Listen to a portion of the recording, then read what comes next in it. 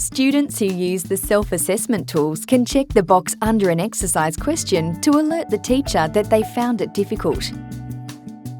Teachers can run an exercise red flag report to diagnose which questions their students are having trouble with. Access the full range of reports from the Reports icon on the dashboard. Select the Class Exercise Red Flag report from the drop-down options. Select the class. Choose the chapter and section.